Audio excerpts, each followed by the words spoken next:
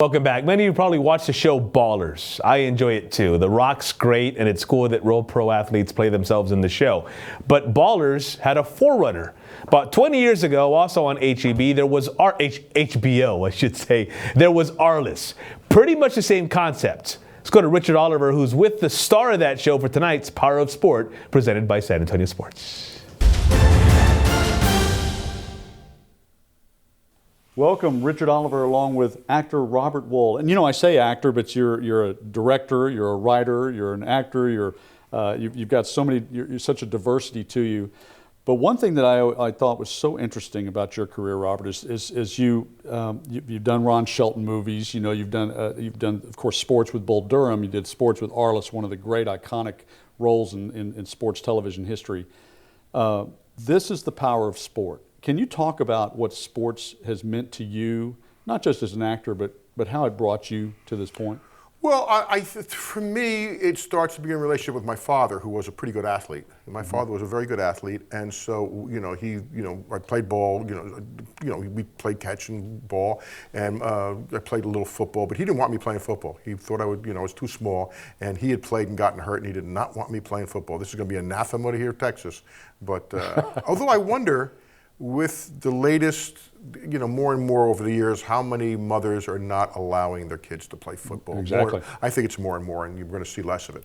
But I mean, golf I played. So, and he also was also teamwork as far as the Army. I mean, my father was a World War II vet.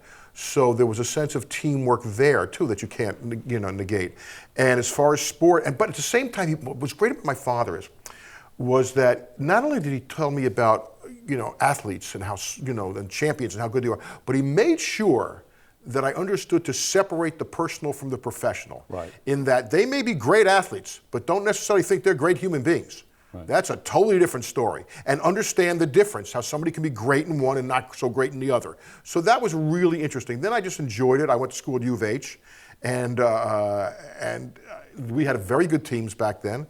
In football and in basketball, and I enjoyed that. And the great thing about sports too is, as far as fans, is that there's no red state, blue states with sports. Right. There's no Republican, Democrats when it comes to. You get on the field. Yeah, you get on the field. You're in the stands.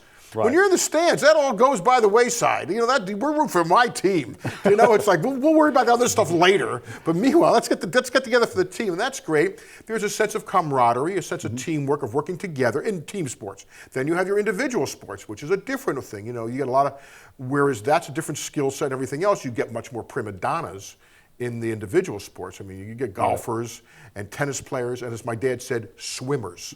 He said swimmers might be the most prima donnas of all of them. He said, but there's individual, but as far as team sports, there is a working togetherness. There is, and also you have to remember, as I've grown, only one team's going to win. Right. So to consider everything else a failure is not, I'm writing a book about baseball now, about organizations. And only one team's going to win, so to consider everything else a failure is foolish. I mean, you do, as far as that, so it's about participation, it's about completing a job, what is the goal, what is realistic, and I think that's all good. I mean, if you look at a lot of corporations now, I know out of college, they either want people, a lot of corporations that either were in collegiate sports or in the military, because they understand about working together for a greater good. But I think that's good. And it's such a character building thing for kids, and to be part of a team concept and those kind of things. But allow them to do that. You can't get down on them. Anybody will tell you the worst thing about Little League is the parents, by far. Yes. But and I'm not a big fan of everybody getting a trophy either. I don't buy in that participation trophy thing. I think there is a difference between winning and losing, but it's okay. I mean, you're going to lose most in your life.